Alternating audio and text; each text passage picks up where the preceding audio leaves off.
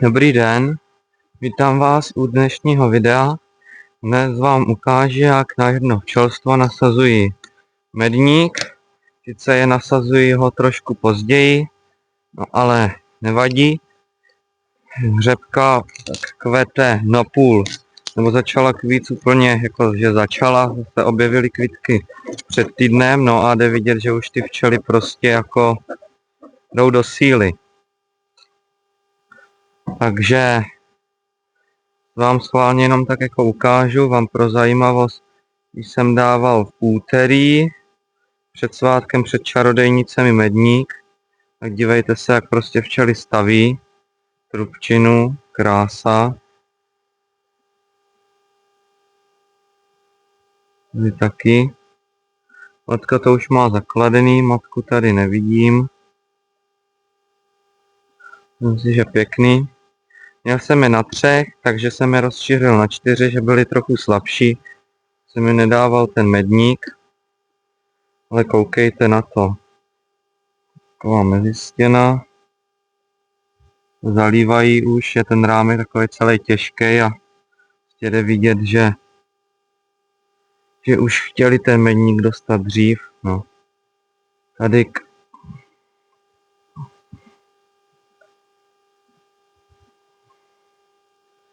Tady vajíčka nevidím, že by matka jsou tady vajíčka, jsou. Dobrá, takže tady necháme. Další rámky vám ukazovat nebudu. Takhle vrátíme, ještě se podívám tady, nebo dívat se už nebudu. Takhle to vrátím, tady nasadím ten medník, mám jenom nasazuji nástavky jakoby medník jenom 3917 a jelikož nemám souše, takže jim mřížku nedávám, takže jim dám takhle mezi stěny, takže jim to dám bez mřížky. Dávám sice nástavky na 11 rámku, já jim dávám 10, takovou mezeru na prst.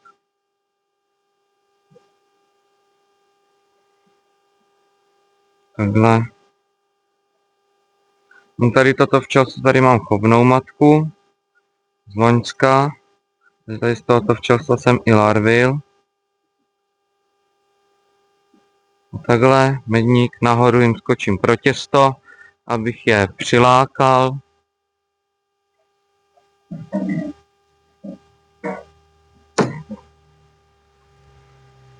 Vydám jim půlku těsta a 5 happy.